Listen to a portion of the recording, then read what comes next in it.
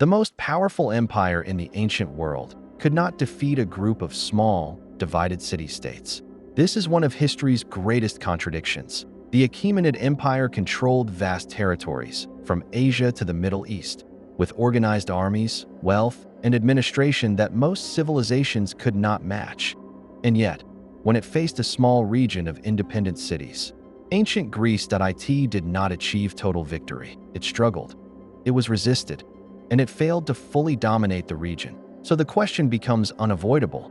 How does the strongest empire of its time fail against one of the most divided societies in history? At first glance, it makes no sense, but when you understand the deeper forces behind this conflict, the answer becomes very clear. To understand why Persia could not win, you first need to understand why everyone believed it would win. Under Darius I, the empire was not chaotic or unstable. It was highly organized.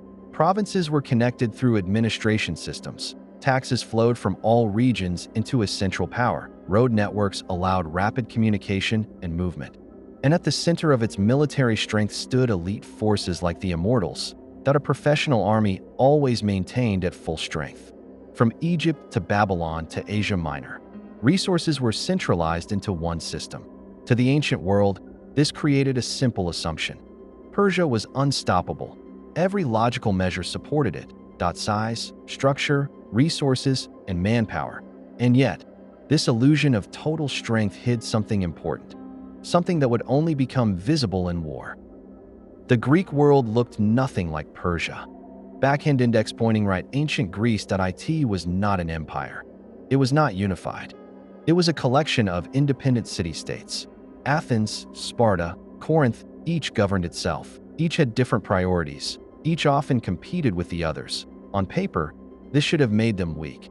But geography changed everything. Greece was built of mountains, valleys, and narrow terrain. Large armies could not operate easily, and Greek soldiers adapted to this reality. They fought as heavily armored infantry in tight formations, the phalanx. Where discipline mattered more than numbers. They did not need to conquer vast territories. They only needed to defend their own. And when threatened, something unexpected happened. The divisions between them became less important than survival itself. They were small individually, but dangerous collectively. Persia was built for open land warfare, but Greece was not open land. It was fragmented terrain, mountains, narrow passes, coastlines. Large armies lost their natural advantage. Movement slowed. Coordination weakened. Numbers became less effective. The land itself became a weapon against invasion. The Greeks did not fight in open fields unless they chose to. They selected battlegrounds carefully. They forced enemies into narrow spaces. They reduced the advantage of larger forces. Instead of meeting Persia everywhere, they shaped where battles would happen. War was not only on land. Control of the sea became critical. Greek naval forces, especially from Athens, were highly skilled. They controlled movement, supply lines, and communication across water. At key moments, this disrupted Persian coordination and reach. The Persian Empire was massive, and that was a problem. Armies came from different regions with different languages and systems. Communication slowed decision-making. Coordination across distance became difficult. What made Persia powerful also made it complex.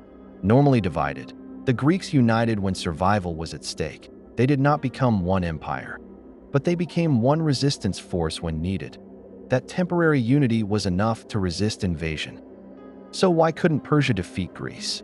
Because war is never decided by strength alone. The Achaemenid Empire had size, structure, and resources, but Greece had something different: adaptation.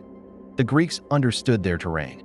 They used strategy over numbers. They controlled key environments like land passes and sea routes, and they unified at the exact moments it mattered most. This was not a simple case of victory or defeat. It was a conflict defined by environment, strategy, and timing. Persia was powerful, but it was built for a different kind of war. And Greece, despite its divisions, was built for survival in its own land. In the end, this was not an impossible outcome. It was an inevitable one. If you want to understand how Persia actually fought, their strategies, their armies, and their greatest battles, subscribe to the channel. Because next, we break down how ancient warfare truly worked and how empires rose and fell in history.